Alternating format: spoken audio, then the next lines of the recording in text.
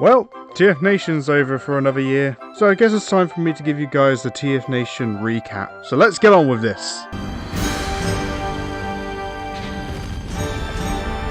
So starting on Thursday, me and Paper Plane caught the train up to Birmingham. This was a fine train ride, although we did notice a couple of weird things. Like first we noticed there was a man who was just watching his home security system on his phone. And then later on the train, I looked in front of me and saw there was a woman in front of me speaking to Mary, the mother of Jesus, on her phone. But once we got up to Birmingham, we met up with some friends. We went around the town where we witnessed an on-foot police chase and arrest. That evening, we went to the Hilton to go see who was about, where we met up with Nem from TFR Archives, who really surprised us by having a playable build of Transformers Rise on their Steam Deck. Like, no joke, this was the actual build from Certain Affinity before development went over to splash damage.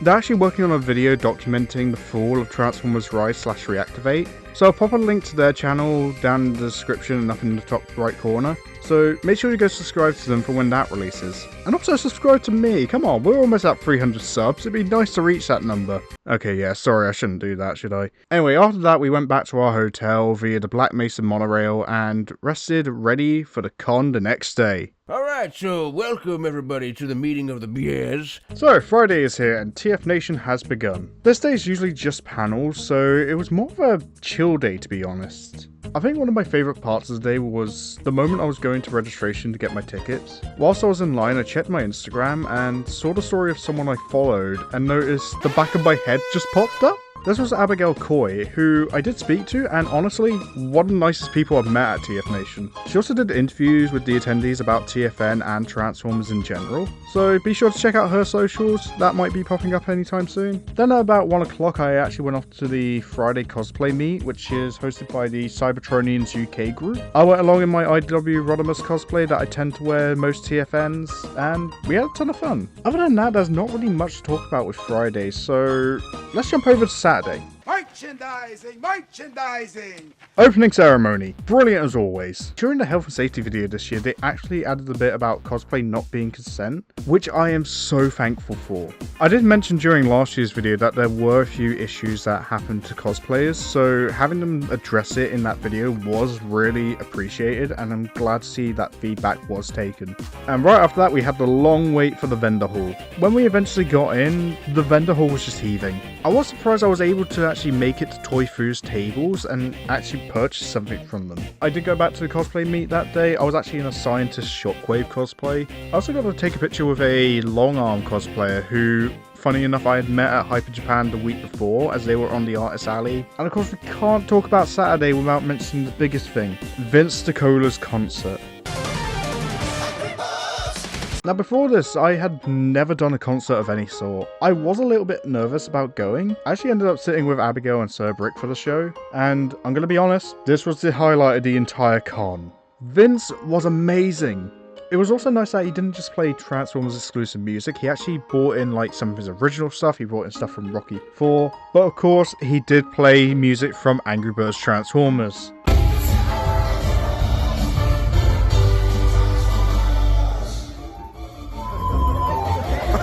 Please name me another concert where they play Angry Birds music. That is funny. I was a little bit disappointed that Hearts on Fire didn't get played during the Rocky 4 segment though. I was like, oh, that's one of my favourites. I wish you got to hear it. At the end, Vince announced that the final song was coming and started playing Dare. And I was like, yeah, no, there's no other way you can end it at a Transformers event.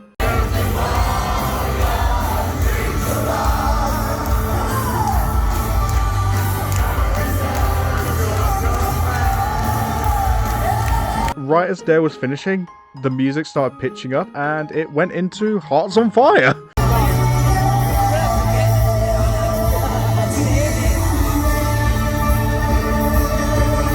The moment I heard the first few notes and realised what was happening, I screamed, oh my god, this is Hearts on Fire. And I am so sorry to Abigail and Sir Brick if I scared you guys with the loudness of which I screamed. God, that really destroyed my throat the next day. Then after the show, Vince came into the main lobby, and I actually got to have a nice chat with him. He's so kind and friendly. Ah, brilliant. I wish I got a picture with him, but I didn't want to bother him too much. But there's no way Sunday could top that, right? Yeah, no, I didn't really do much on the Sunday. Well, I suppose we should talk about merch, shouldn't we? Alright, Come on, let's see what I got. That I love. I absolutely love. I think we'll start with the first thing I was given, which was this poster by none other than Krisha. I do have to apologise, this did get a little bit crushed in my bag on the way home, so it doesn't look the best. And I'm also sorry because Krisha was going around getting people's signatures, and as I had never signed anything before, I thought, oh okay, I'll redo my logo. I can't draw, and I may have also did it a bit too big on Krisha's paper, so I am very sorry about that. On the Friday, I actually picked up the Snake Eyes Lips book from Erica, also known as the Skeletorizer on Blue Sky. Whilst I was filming that, I found this in there and I forgot about these. I do remember the person who gave me these, I believe, was cosplaying Knockout, and they had a fat, chubby baby Starscream, and I believe it was them who gave it to me. I don't know your username, so if you could let me know. If you could let me know, I'll put a pinned comment with your name there. Again, really sorry. I also grabbed this little poster from the panel room. Me and Cerbrick grabbed these during the ending of the Transformers the movie showing in the panel room. I believe these are based on a Japanese Star Wars poster, but what I find more interesting is the fact that Grapple was included. How you doing there, buddy? Also, speaking of gifts, this was the bracelet that Abigail gave me. It is a Rodimus bracelet, which went very well with the Rodimus cosplay. Unlike last year, I actually did pick up stuff from Artist Alley this time. A couple of the things I got were these little PartyCon rat bats from Captain Ogilvy. This is going right on my work lanyard. I can't not put it on there. I also got these character heads from Hal Goulding. We got Retgar and Red Alert from Animated, along with a Skids and a Red Alert from IDW. I got this neat little Skywalk badge from Jake of Jake's Labs on Blue Sky. I also got a small collection of character portraits with songs underneath them from Actosage? I hope I'm pronouncing that right. We got a mini Minos Ambus from Sasa-chan. Love this little gremlin, he's adorable. From Clawdover, we got a Shockwave hugging a little planet, and a Through in this really neat little Jazz that looks kind of like an angel. I will say this next lot, I'm not 100% sure who gave them to me or who the artist is. First up is this Shatterglass Shockwave sticker. I believe this might have been given to me from a cosplayer who was dressed as this Shockwave, but I can't quite remember. I'm really sorry. I love this little Rodimus that says Hot Bitch Alert, which is entirely accurate for him. Got a little random IDW Perceptor here. I want to say this is from Cerbrick, but I could be wrong there. Also, this IDW Ratchet, who has pronounced me dead. Again, not sure who it was. I did buy from them, but I think I forgot to pick up a business card. Really sorry about that. Oh, and speaking of dead, you guys are dead set on seeing toys, aren't you? Well, come on then, let's go have a look. Die, you commie fucker! Don't kill my daddy! We're not going to go in any particular order, but I think we're going to have to start with this little tiny Miku I got. I got her from Tokyo Toys when we went to Birmingham Town, and she is very cute. But actual purchases at the con, we got a little Optimus and Rodimus plushie. These guys are really cute, and I might put them on my suitcase for next year. We'll see how things go. Figure wise, I'm gonna start with probably my least favourite thing I've purchased, which is Universe Drag Strip. I could be wrong despite it coming in the official box, but I think this might be a knockoff. A bit of the front broke off almost immediately. There's missing paint on the spoiler here. It's really loose, and I'm not sure that head is actually the originals. But it's not all doom and gloom, because I also picked up a Stalkernock. But I also picked up a Stalker Scorponok from that table for a $5. Oh, colours on this thing are great. I love him. The head was upside down initially when I picked him up, but it was an easy fix. Opposite that table, I actually grabbed a Dark Side Optimus Prime. Oh, this thing is lush. But also trying to look up this figure is almost impossible. Every time I tried to type something in about him, it came up with the goddamn Nemesis Prime from Siege. And also buying this has made me find out there is a Darkseid Megatron variant, which looks amazing, and now I have a new grail.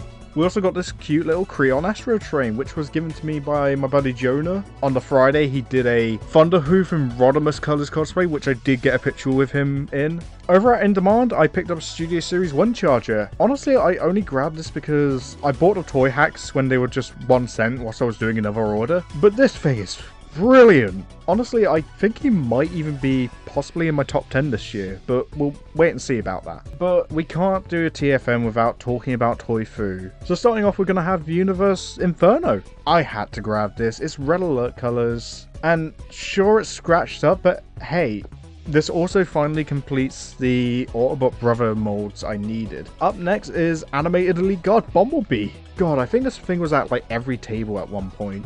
I've seen it being sold in like the 40s to 50s range, which was a little bit too high for me. But then near the end of the Sunday, I went to Toy Fu and they had him for 25, so I grabbed him up. It's funny because this and the last two purchases are actually all animated related. There's no point building it up. I got Bluster and Trench. I am still shocked I found this because I was standing at Toy Fu, I picked up a random box, I was like, oh, what's this? It was Bluster and Trench. I was like, I'm fucking having that. However, I did have a little bit of a mishap where I tried clipping the plunger onto the back of the alt mode and the clip has broken. That is entirely my fault, I do blame myself, but yeah, that is a bit unfortunate, so not going to be clipping anything onto that bar.